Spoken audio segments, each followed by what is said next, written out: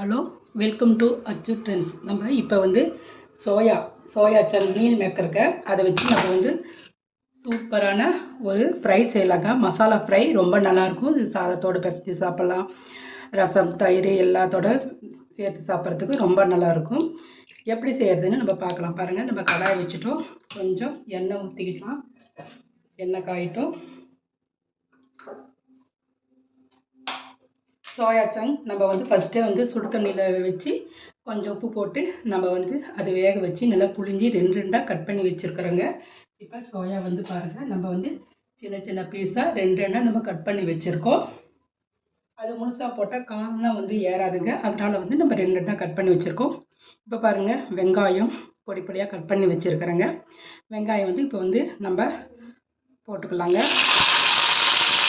வெங்காயம் ஒரு 4-5 பல் பூண்டு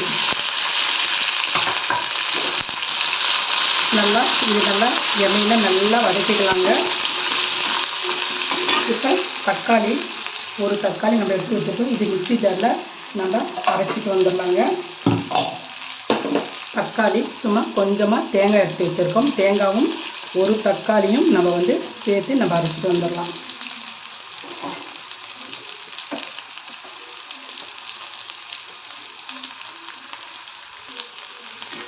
வெங்காயம் நல்லா வந்து பொன்னிறம் நல்லா வதங்கிருச்சுங்க. இப்போ வந்து இந்த டைமில் வந்து நம்ம தேங்காய் தக்காளி அரைச்சது நம்ம இதில் சேர்த்துக்கலாம்.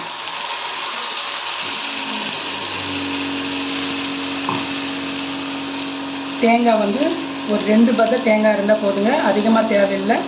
ஒரு 2 பத்தை தேங்காய் வந்து நீங்கள் பேஸ்ட்டாக அரைச்சிக்கோங்க. இது பச்சை வாசனை போகிற வரைக்கும் நல்லா எண்ணெயில் ஒரு 2 வதக்கு வதக்கிட்டால் போதுங்க, ரொம்ப வதக்க வேண்டியதில்லை. இப்போ இதில் வந்து நம்ம மசாலா சேர்த்துக்கலாங்க. மசாலா மஞ்சத்தூள் கொஞ்சம், மிளகாத்தூள் காரத்துக்கு தகுந்த மாதிரி போட்டுக்கோங்க. நான் ஒரு 1/2 ஸ்பூன் மிளகாத்தூள் போட்டுக்கிட்டேன்.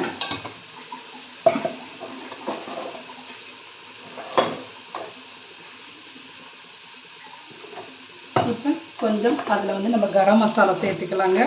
வீட்டில் அரைச்ச கரம் மசாலா 1 ஸ்பூன் போட்டுக்கிட்டேன்.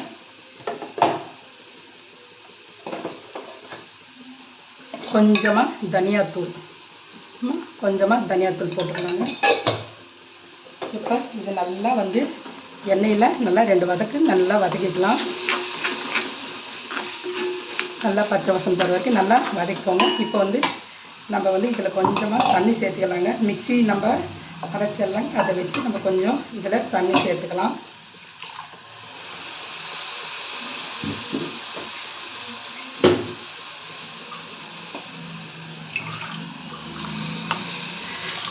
கொஞ்சமாக நம்ம தண்ணி சேர்த்துக்கிட்டோம். இப்போ வந்து நல்லா கொதிக்க இதுக்கு தேவையான அளவுக்கு உப்பு போட்டுக்கலாம். கொஞ்சமாக உப்பு போட்டுக்கலாங்க. நான் அதில் கொஞ்சம் போட்டிருக்கேன், அதனால் வந்து இதில் கொஞ்சம் தேவையான அளவு உப்பு போட்டுக்கிட்டேன். நல்லா இந்த பேஸ்ட் வந்து நல்லா வந்து இது வந்து நல்லா கொதிக்கட்டுங்க.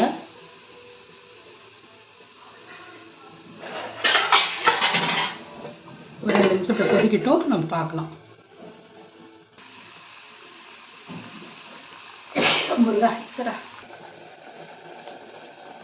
கிரேவி வந்து நல்லா கொதிக்குது. இந்த டைமில் நம்ம வந்து சோயா வந்து நம்ம இதில் சேர்த்துக்கலாம். கொஞ்சம் தண்ணியாக இருக்கும்போதே நம்ம சேர்த்திட்டா காரமெல்லாம் வந்து இதில் நல்லா ஏறும். நல்லா புழிஞ்சி 2 கட் பண்ணி வச்சுருக்கணுங்க. இப்போ வந்து சோயா வந்து நம்ம இதில் நல்லா சேர்த்துக்கிட்டோம்.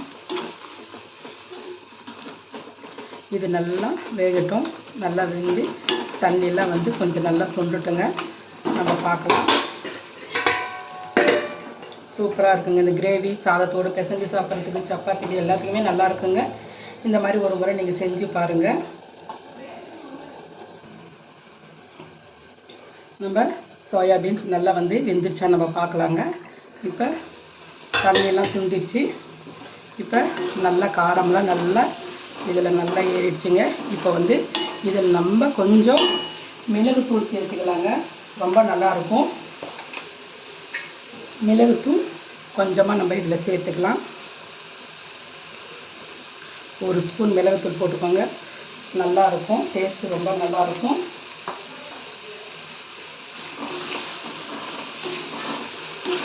சோயா மசாலா ஃப்ரைங்க. ரொம்ப நல்லாயிருக்கும், டேஸ்ட்டாக இருக்கும். பூண்டுலாம் போட்டு வச்சுருக்கிறோம், பூண்டு இதெல்லாம் போட்டிருக்கோம். ரொம்ப நல்லாயிருக்கு, வித்தியாசமாக இருக்குது. நீங்கள் இந்த மாதிரி ஒரு முறை நீங்கள் செஞ்சு பாருங்கள்.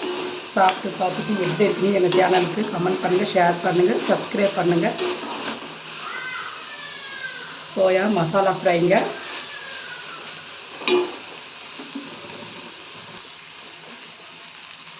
சோயாபீன் பெப்பர் ஃப்ரை ரெடி ஆகிடுச்சுங்க. இப்போ வந்து நம்ம அடுத்தது நம்ம ஜீரக சாதம் செய்யலாங்க. அது குழந்தைங்களுக்கு வயிற்று வலிக்கு எல்லாத்துக்குமே சாப்பிட்றதுக்கு ரொம்ப நல்லா இருக்குங்க.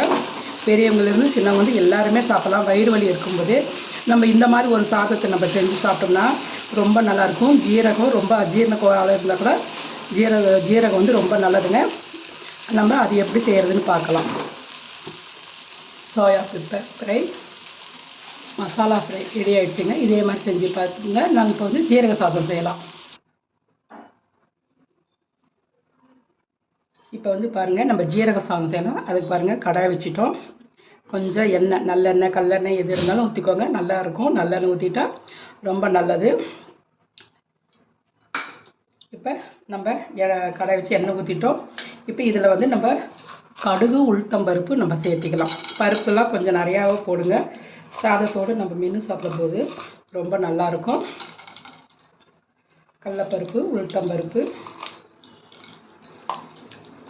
சேர்த்துக்கிட்டோம். அதுக்கு வந்து நம்ம சாம்பார் வெங்காயம் தாங்க எடுத்து வச்சுருக்குறோம். சாம்பார் வெங்காயம் ஒரு 10 வெங்காயம் வந்து பொடி பொடியாக இந்த மாதிரி வந்து பொடி பொடியாக கட் பண்ணி வச்சோம். கருவேப்பிலை, காஞ்ச மிளகாய், காரத்துக்கு ஒரு 2-3 மிளகாய் வந்து நான் 2 நான் வந்து கிள்ளி வச்சுருக்கிறேங்க.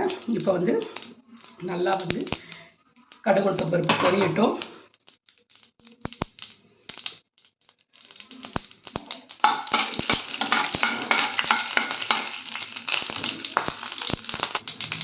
நம்ம வெங்காயம் கருவேப்பிலை சேர்த்துக்கலாம்.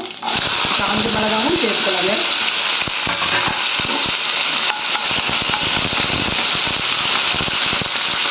நல்லா வெங்காயம் வந்து எண்ணெயில் நல்லா வதங்கி ஒரு 50% நம்ம வதக்கினா போதுங்க. ரொம்ப வதங்க வேண்டியதில்லை, 50% வதங்கினா போதும்.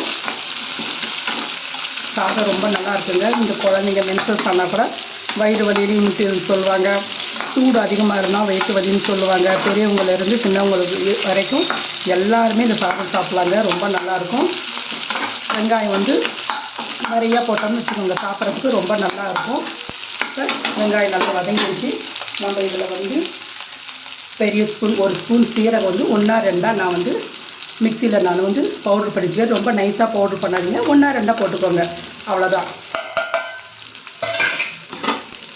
முழு ஜீரகம் போடாதீங்க. இந்த மாதிரி நீங்கள் வந்து அரைச்சி நீங்கள் போடும்போது 1-2 அரைச்சி போடும்போது அந்த வாசனை ரொம்ப நல்லாயிருக்கும்.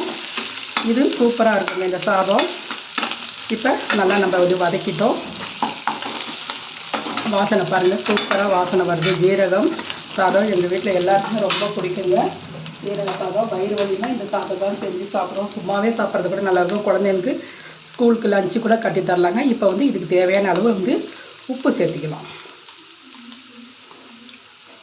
உப்பு சேர்த்திக்கிட்டோம். 2 வதக்குனா போதுங்க. இப்போ ஸ்டவ் ஆஃப் பண்ணிவிட்டு இதில் வந்து நம்ம சாதம் நம்ம வந்து வடித்து நம்ம ஆற வச்சு வச்சுருக்குறாங்க. அந்த சாதத்தை நம்ம போட்டு இதில் வந்து நல்லா கிளறலாம். சூப்பராக இருக்குங்க சாதம், ரொம்ப நல்லாயிருக்கும். நீங்கள் ஒரு டைம் நீங்கள் செஞ்சு பார்த்துட்டு எப்படி இருக்குன்னு நீங்கள் சொல்லுங்கள். இதுக்கு தொட்டுக்க நம்ம சோயா, உருளைக்கிழங்கு எது வேணாலும் வச்சுக்கலாங்க, ரொம்ப நல்லாயிருக்கும். ஆனால் இந்த சோயா கறி ரொம்ப நல்லா இருக்குங்க.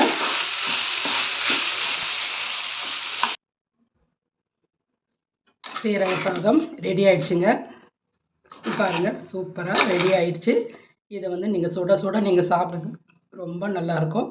நீங்கள் வந்து சீரகம் வந்து அதிகமாக நிறைய பேர் இருந்தீங்கன்னா ஒரு 2 ஸ்பூன் கூட நீங்கள் வந்து பொடி பண்ணி வச்சுக்கோங்க. ஆனால் வறுக்க தேவையில்லை, பச்சையாக நீங்கள் வந்து இதை வந்து அரைச்சி நீங்கள் சாதத்தை இந்த வெங்காயத்தோடு நம்ம வந்து வதக்கி நம்ம சாப்பிடும்போது ரொம்ப நல்லாயிருக்கும். சின்ன வெங்காயம் தாங்க இது ரொம்ப நல்லது.